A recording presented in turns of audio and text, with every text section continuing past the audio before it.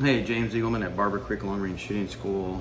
Today we're going to look at the chassis from MDT. This is the Hunt 26 ounces, carbon fiber and magnesium. Right off the bat, I do like the magazine release. You can see it right here. It's a very nice magazine release, and it takes standard magazines. It does have a fore end that has a Arca rail that's built in. And my Atlas bipod here actually has an Arca rail mount on it, as you can tell. So I can kind of set this wherever I want. The other advantage to this is if you're shooting off of a tripod, you don't need an additional Picatinny rail on here, so you can use it for both. I have a video which I'll either connect to this or give a link to where my wife was shooting it off of a tripod.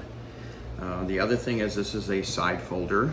I do own one of these in a long action. I just never had the side folder. You push this button and you can tilt it in, push it again, and as you can see, it completely folds sideways. So this makes it nice and compact. This is actually my truck gun that we use around the farm for pigs. So let me push this in and then we will go ahead and get this back to normal. So stand by and snap out. I've dealt with other side folders and they have a little wiggle. This really doesn't have any wiggle. It does have a pistol grip. It does have thumb shelves for shooting. That way you don't over grip. Guys that are used to running AR platforms, this is pretty nice. Real quick, one thing I would like to see in the future is, you can see, I don't know if I can get this close enough. This is the carbon fiber fore end. Now, this is an old Stiller action. It's one that I had laying around the house. The terminus actions that we use with the quick change, like the Zeus, it has a actual screw in the side here, or an Allen screw, and that's how we hold the barrels in. You cannot access them with this chassis system.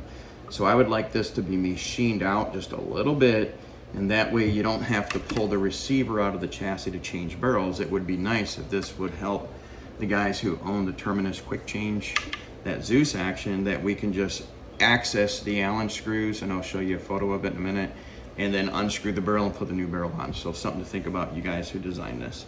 All right, so what I'm gonna do is I'm gonna jump on the gun and I'm gonna take a couple shots here, and we'll talk about muzzle flip and recoil and how it all feels, so stand by. Okay, so I'm all set up. I'm just gonna run out to 600 yards. I'm gonna try to let you guys get a good view of how this works. Let me push you back a little bit. All right, so what I'm looking for is control, being able to watch the bullet go down range, look at the trace, watch the impact, and then see how much muzzle flip or rear end drop it has. Okay, so first shot, stand by here. We're just gonna go to 600 yards. Let me check the Mirage. Wind is right to left at barely maybe 0.8 mile an hour. So I'm gonna hold no wind, let the spin drift delete it. All right, here we go. Level looks good. Okay. I saw the hit, I didn't see the trace. So let me try it again.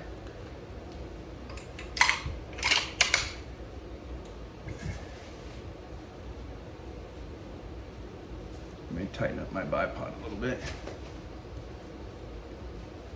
Okay, stand by.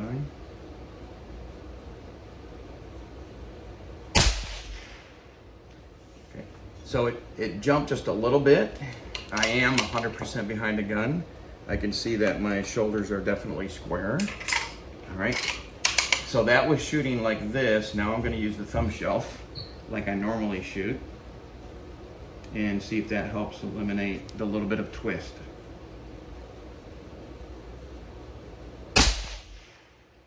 That was better. So still a kick a little bit left. Let me try to line up more behind the gun. The muzzle flip wasn't bad. Not that what I expected. I expected it to have a little bit of drop, and I'll explain drop here in a minute. Again, thumb shelf, not using the grip.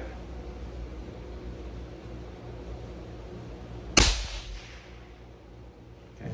So that one dropped a little bit. I'm gonna come up, I'm about a half a minute low. Okay. So now I'm gonna go back to the grip method using like an AR-15. Okay.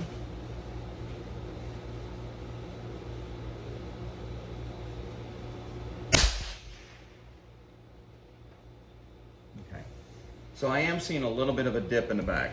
And that's normal. Let me get this empty still out of here. So I'm gonna grab one of my school guns with one of our stocks, and then I'm gonna go ahead and get the ruler. I'm gonna show you something, so stand by. All right, so this is our Terminus Zeus action like we were talking about. And you can see this is the Allen screw I was talking about that we like to access so we can do a quick barrel change. I'm gonna put this possum hollow bore guide in, and I'm gonna run this in the barrel. I want to show you something here, so stand by while I kind of move this around. And I'm gonna try not to let this bend. So you can see that our heel, not this little nub on the back, but our heel, I'm gonna set it, try to get it to the side, is what we call 100%. So there you go, you can see it. So the heel of the stock is touching what I call the recoil line. All right, let me get this out of here, set this aside. And again, this is our Artemis stock. And let's grab the MDT chassis and let's take a look at it. Again, we'll run it in here, run our cleaning rod in. And trying to hold it as center as I can, not with this cheek piece. This cheek piece is not the issue. All right, that looks pretty good.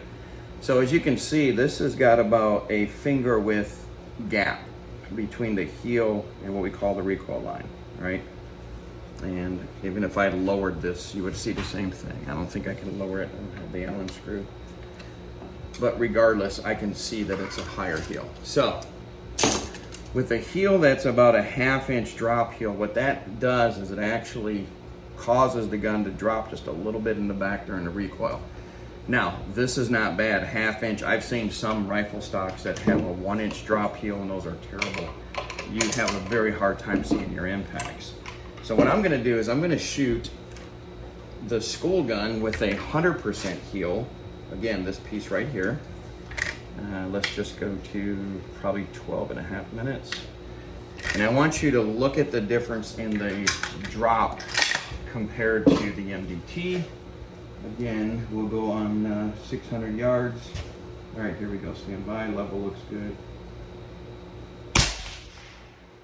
Very easy to see the hit and the trace through the rifle